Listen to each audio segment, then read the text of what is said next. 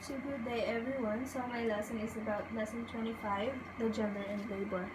First, we have to define these three terms, the gender, the labor, and the workforce. So gender refers to the characteristics of men, women, girls, and boys that are socially conducted.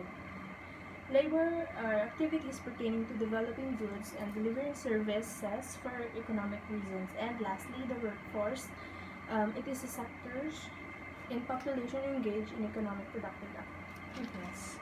So proceeding, women face different constraints from men in labor market. When we say constraint, it is to compel or force someone to follow in a particular action. So meaning, daan lang sila sa particular nilang ulubrahon, amo lang na yung musudon.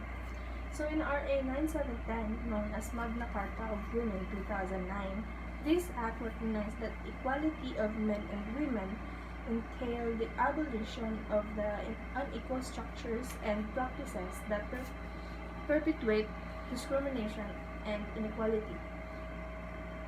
So the Magna Carta of Women is a comprehensive human rights that seeks to eliminate discrimination through the recognition, protection, fulfillment, and promotion of the rights of Filipino women, especially those belonging in the marginalized sectors in the society. So in this connection with employment, the PCW, or the Philippine Commission on Women, the Magna Carta of Women will level the playing field by making productive resources and economic opportunities equally available for both men and women. So in reality, when a child was born, he doesn't know or she doesn't know how to work or any work. He doesn't know any work. But as he grows, they are taught some works, especially household chores that suits their sex but not their capacity. So for example, the girls do the households while the boys do the repairs. So this affect the girl and women adversely in what they expect to do. So may man nga kis ang bata laing gusto nila obrahon or may makaya man sila obrahon, but they are just being constrained nga amo lang na obrahon nila kay babae sila. So it must be equal based on their skills and interest to learn. So in employment sectors, first, the agricultural sector. So agriculture, women do not have equal opportunity to acquire land or to name it on their own names. They have fewer inheritance, but this land ownership is also important to them, or for women, not only for income but also for their empowerment. So maybe this we call the do not have an equal opportunity to have their surnames and inheritance. It is because women eventually get married and their surnames change, which cannot be passed to their generation or that said surname when she was still not married. And but this land ownership does not only matters for them to have income, but to empower them that they can handle or manage the land, or to show it to everyone that they can improve or mapalago nila ang amuna nga land through sa ilang pag-handle sina. Next is the industrial and manufacturing.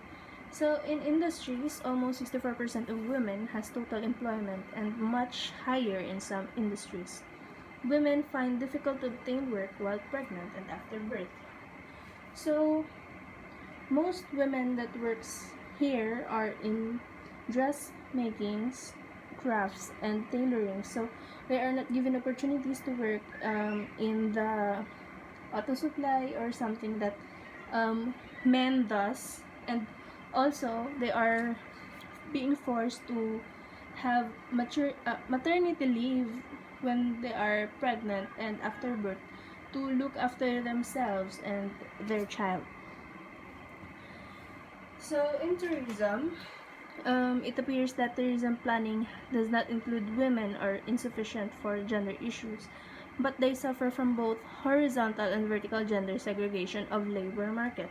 So only few women have qualifications or foreign language skills to compete face to house in hotel or tour guides in travel agencies, so they are most likely to be put as housekeepers, waitress, or any low-level position. So since tourism can accept any 4-year course rather, this made them put in the low-level position since their skills in learning foreign languages are quite low, and they must they must be enrolled in tourism so that they can be put on the higher positions.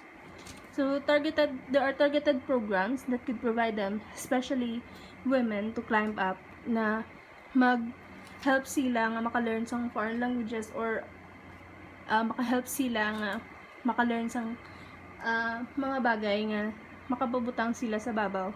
Like, they can be dara ang sa hotel, ang sa front sang hotel, da sa lobby.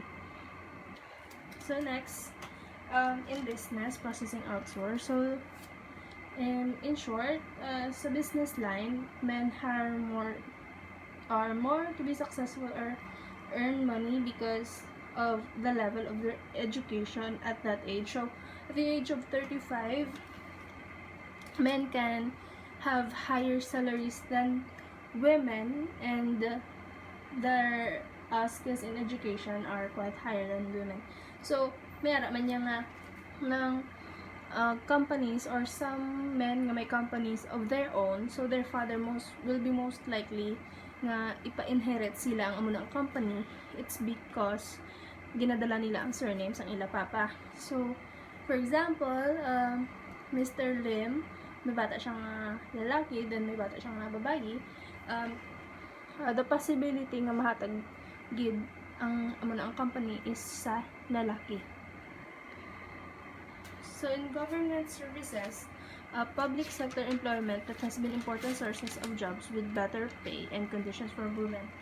But if women will be constrained or forced being predominantly employed in traditional gender stereotype care sectors such as health and education, and they are underrepresented in higher paying section. So we can tell nga damo or dominant ang work sa mga local government units, sa mga dara sa mga government kung ga-serve ang isa ka women sa gobyerno or government sila employee, yeah, most likely ila sahod is high, unlike sa private sectors, which is they are given only the medyo lang ang dako ang salary. So Philippines has strong gender mainstreaming, which has given women greater access to government employment, but in civil sectors may still be unpaid given sa ilang level of education, experience, and ability. So last is entrepreneurship. So women are more likely to be more motivated than men. Studies indicate that women led the micro, small, and medium enterprise, with increased employment opportunities for women to contribute to wider development goals. So sa entrepreneurship, women are more likely to be motivated by men, and though damo nga women ang success sa line sa entrepreneurship, it's because maabilidad ang mga bayi. So wala ko man ginahambal nga hindi maabilidad ang laki, but they are mas malawak ila ginaisip and mas wider ilang thoughts kung may aragid sila ginaset nga goals. That's why ginapangitaan gid nila paagi or abilidad nga makamit nila na. So salient policies on gender equality in labor market. So Article 13, Section 3 of the 1987 Constitution, the Bill of Rights, it states that states shall afford full protection to labor, local and overseas, organized and unorganized, and promote full employment and equality of employment opportunities for all. So, under sa article yun gina-push nila ang fair or equal na opportunities for both men and women. Next is the Article 2, Section 14 of the 1987 Constitution. The state recognizes the role of women in nation building and shall ensure the fundamental equality before the law of women and men. So, dire na umutunan sa state kung ano kakabulig or kakakontribute sa kapasidad sa mga babae para sa state. Tapos, they give the fundamental equality for both men and women. So, the Article 3, Chapter 1, combined with Republic Act 6725, 7192, 7877, and 8551, the state shall afford protection to labor, promote full employment, ensure equal work opportunities regardless of sex, race, or creed, and regulate the relations between workers and employers.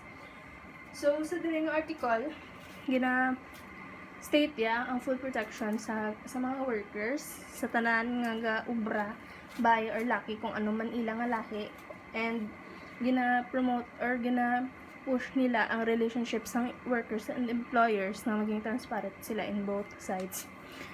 The Anti-Sexual Harassment Act of number 7877 of February 8 was good example of legislative practice, for it states that the prohibition of sexual harassment and temporary special measures.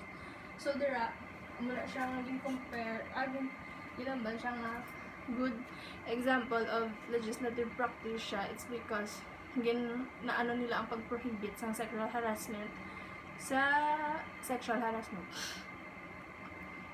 Next is the RA 10361 or the Batas Kasambahay.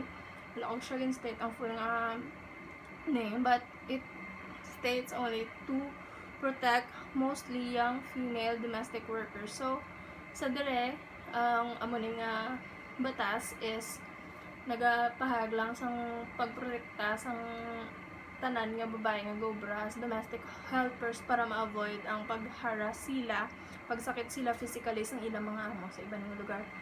And the last is the Magna Carta for Women. State niya ang pag-demolish or abolition sa discrimination kag pag-push sa parehas nga or pag-push ang equal na opportunities sa labor market sang men and women. That's all. Thank you.